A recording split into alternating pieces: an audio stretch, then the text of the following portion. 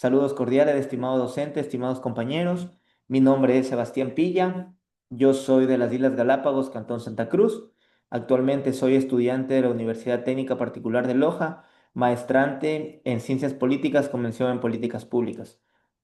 Dando respuesta a la actividad de la asignatura de políticas públicas, he procedido, luego del análisis de todos los módulos vistos dentro de la asignatura, a la creación de una propuesta de política pública integral justamente pensada en la reducción de los homicidios en el distrito de Esmeraldas.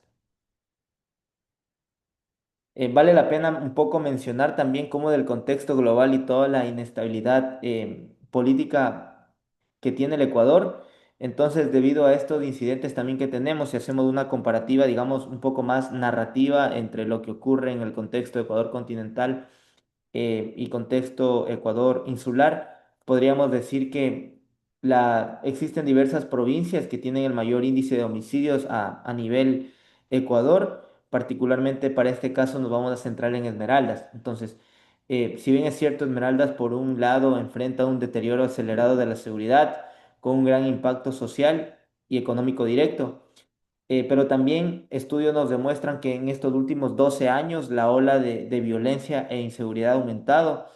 El distrito de Esmeraldas concentra los niveles más altos de violencia, catalogándolos por subzona. Datos claves que justamente nos dice el Ministerio del Interior y con los últimos censos que hubieron con INEC 2020, nos arrojan datos claves como que hasta noviembre del 2025 se registraron un total de 202 homicidios identificados por año, que es decir, que tiene un equivalente a más del 17% versus el 2024, con un total casi que aproximado que han subido 29 casos por año en comparativa 2024-2025. Esto nos da a entender que la violencia se percibe directamente y se asocia al crimen organizado y la expansión de la violencia armada. Bueno, los efectos principales también son que el tejido social, digamos, se traduce en el miedo y la inseguridad que existe localmente, la economía local, cómo se ve perjudicada relativamente en la caída del turismo, la afectación al comercio e inversión, y un poco enfatizando con el Estado de Derecho, podemos decir que justamente se satura este sistema penal, es decir, que se siente demasiada percepción de la impunidad y el menor, digamos, grado de confianza de la institucionalidad, es decir, que la ciudadanía no confía en lo que verdaderamente se está diciendo de la institucionalidad. Y tenemos un riesgo de escalamiento, es decir, que la expansión hacia zonas colindantes de la subzona en Esmeraldas. ¿Cuáles son las mayores causas que tiene el problema? Bueno, aplicando un poco los principios de Pareto, vemos que todo esto se deriva al débil control que tenemos operativo del Estado y el acceso a armas ilegales, lo cual, digamos, implica el índice de violencia a nivel provincial. Estas causas sostienen la operación de los GDO, que elevan la violencia en barrios críticos y reducen este grado de operación de la gobernabilidad.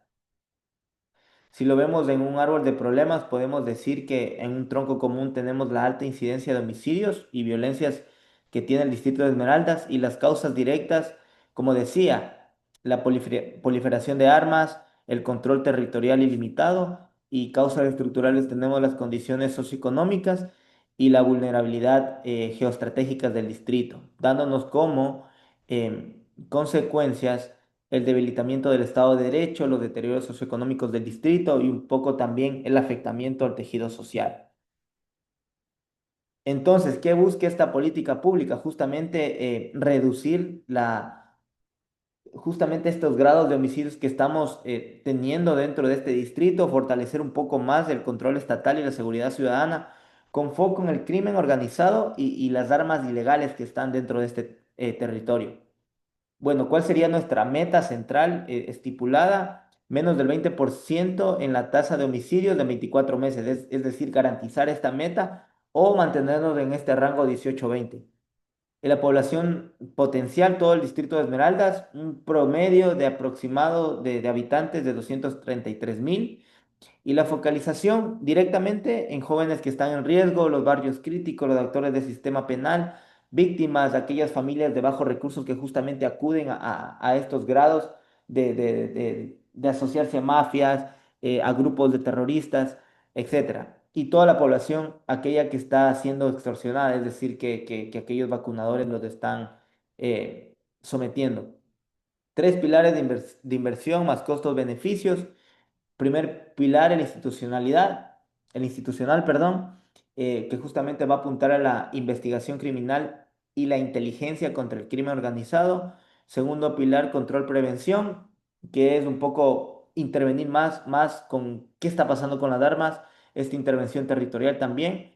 Y el tema judicial, justicia penal un poco más ágil y más transparente para que no existan como que esta inconsistencia y esta manipulación que hay entre las distintas personas que están liderando, digamos, estos cargos más fuertes. Y una inversión estimada para 5 años, que promedio es 15 millones, luego de estipulado, luego de costos-beneficios, un poco también para asumir la carga operativa, la carga de institucionalidad y todo el personal y el aparataje, digamos, fuerte que se va a tener que mover, dividido esto para un aproximado de 3 millones al año. Resultados esperados, menor homicidio, la recuperación territorial, que la gente tenga un poco más confianza en todos estos esfuerzos que se está haciendo de la institucionalidad, mayor percepción de la ciudadanía de la seguridad y la confianza institucional. Y justamente este plan, este proyecto se va a alinear, este proyecto de política pública, al plan, al PDOT de Esmeraldas 2023-2027 y justamente a los ODS 16-11 también de la Agenda 2030 de la Organización de Naciones Unidas para el Desarrollo Sostenible. Finalmente me gustaría cerrar con una frase que siempre la escuché y ha marcado mucho mi trayectoria académica, es que existen muchas cosas por hacer cuando hay voluntad y considero que la generación de nuevas políticas públicas que estén sentada con la realidad que vive cada territorio va a ser vital para generar cambios reales en nuestra comunidad. Muchas gracias.